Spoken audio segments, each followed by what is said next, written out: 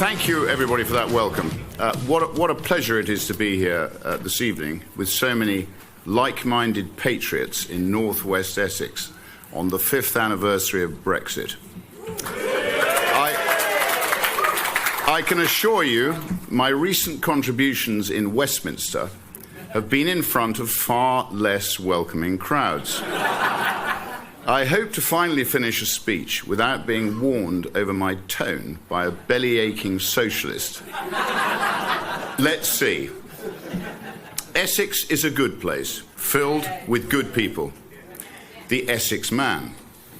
A fine blend of Roman settlers and the Catavalorni. A personification of common sense and British logic.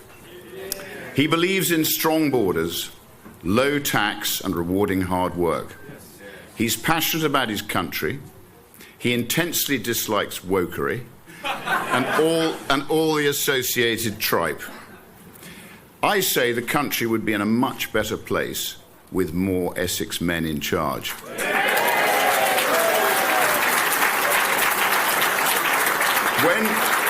When canvassing in Great Yarmouth, if I see a London Football Club crest in the window, West Ham in particular, I know we're on to a winner. We were dragged over the line in Norfolk by many decent Essex men and women who've migrated east. If that's the level of support for reform in East Anglia from the good people of this county, I can only imagine what it's like in Essex itself. But friends, be in no doubt that our country is in the most precarious position I can remember. And what is the root cause? Uncontrolled mass immigration. Immigration, immigration, immigration. Legal and illegal. If raising legitimate concerns about thousands and thousands of unchecked foreign males illegally entering our country makes me far right, then so be it.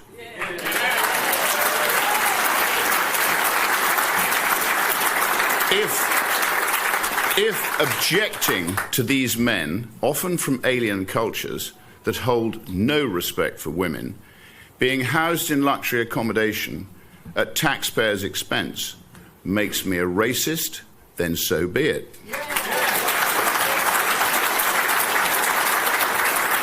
If believing that immigration should be strictly controlled and designed to solely benefit the British people makes me a bigot, then so be it.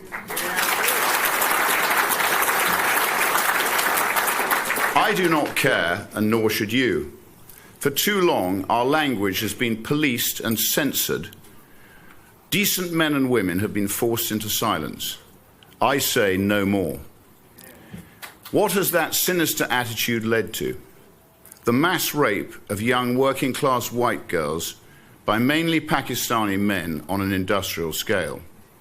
That is a rotting stain on our country's history. I do not say this lightly, but it makes me ashamed to be British. We failed those girls, and heads must roll. I want deportations, not just for the rapists, but also the family members who are aware of their heinous crimes. If that results in tens of thousands of deportations, then that is what must happen.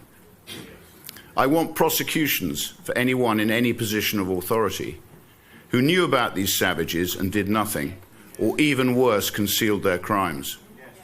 Not just their dismissal, criminal prosecutions must follow.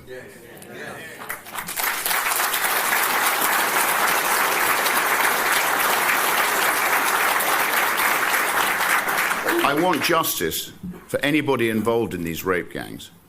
Should feel the full force of the law. Race and religion must protect no one. As a country, how did we let this happen to those poor young girls? Most horrifyingly, it's still happening today. Right now as I speak to you tonight. Never forget that. Many of these monsters have even been released back into the same communities where the children they raped reside. Words appropriate on this stage cannot adequately describe what I think of these beasts. I don't want thoughts and prayers from government. I want action.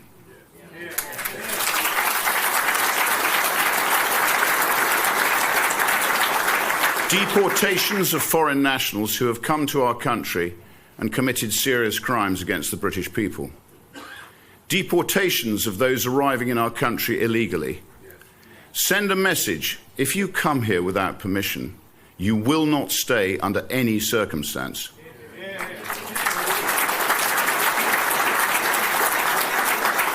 Two words: detain, deport. Deportations of those living in our country illegally. Recent estimates stated that up to 1 in 12 individuals living in our capital city are illegal migrants. I pushed the Home Office for a full review into the impact of illegal migrant crime on British women and girls. They refused. Typical. I ask, as I often do, who is this Home Office supposed to be serving? Between the 5th of July last year to the 4th of January this year, there were just 4,390 enforced returns of people with no legal right to remain. It's pathetic. In a recent debate with an immigration lawyer, another profession pork-barreling a living, I was told that a deportation scheme on the scale required would be impossible, as it would take a flight leaving every hour. That sounds like a very good starting point to me.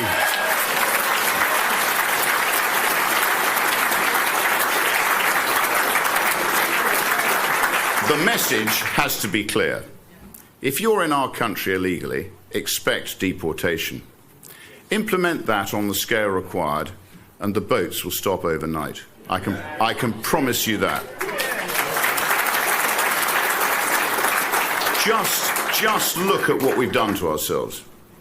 There is only one chance to save this country, and that is by electing a reform government in 2029 or before.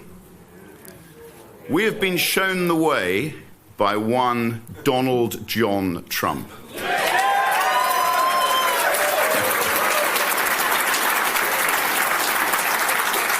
Certain moments go down in history as a fork in the road, and Elon Musk purchasing Twitter is one such event.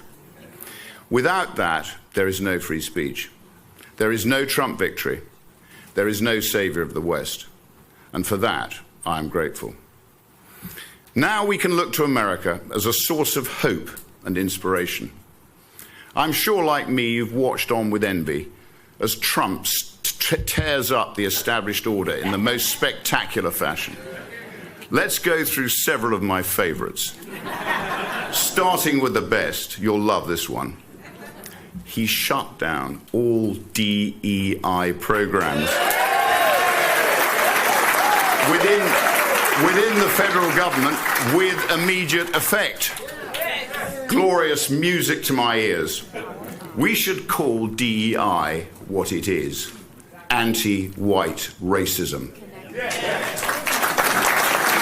We must eradicate the poisonous diversity industry, scrap every DEI-related job, and judge people on merit and merit alone.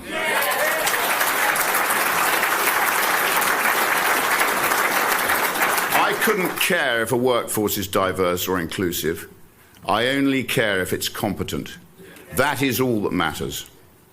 Up next, Trump declared there are only two genders.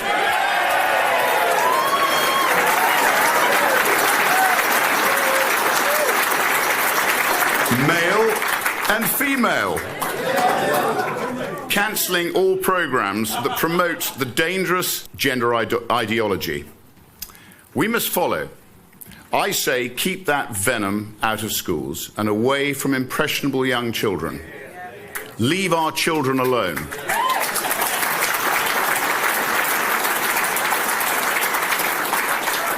What about on government efficiency? Establish the Department of Government Efficiency, otherwise known as DOGE. Slashing waste, freezing new hires, banning work from home for public sector employees, and fighting government censorship. Common sense policies that should be replicated in Britain. And finally, On immigration, I prefer to keep it simple with the 2 Ds: detain, deport.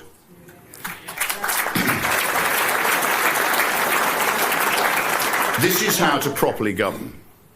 Watching Trump and the Americans, it has made me even more determined than ever to restore our unique country through a great repeal act when Labour falls at the next election, as surely it will. I don't particularly care if we're liked by the rest of the world. I care if we're respected, because right now, Britain is a joke, and it has been for some time. Take this, for example. £10 million was set aside for local inquiries into the rape gangs by the Labour government. Just £10 million. This year alone, we sent £133 million to Pakistan in foreign aid. My view? Scrap every single penny.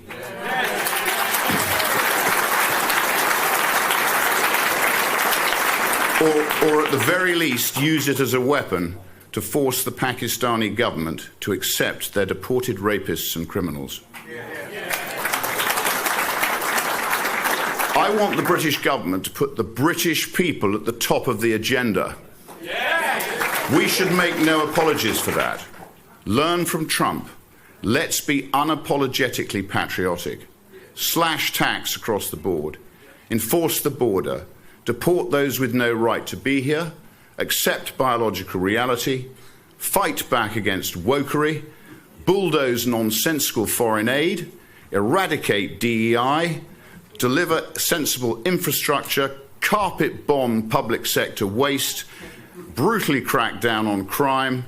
And plenty more.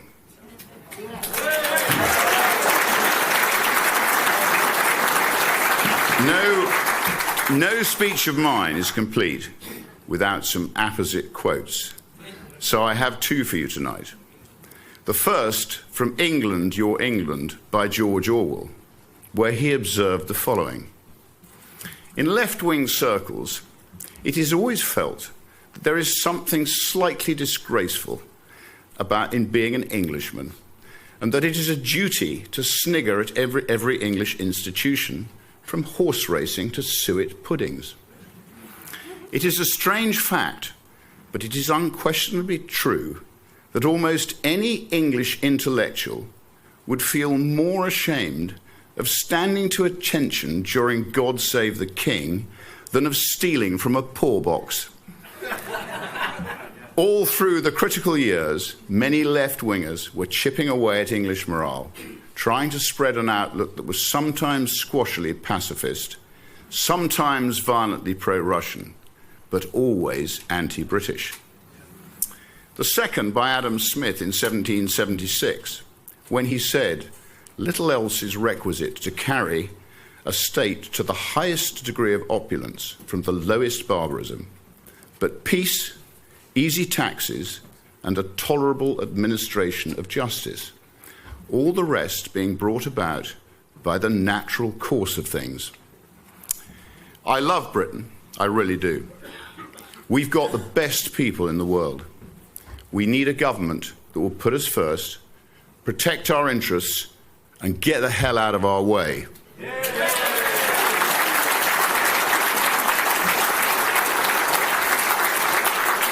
We must all work together to ensure that Britain's relentless decline under numerous inept and pathetic governments comes to an end at the next general election.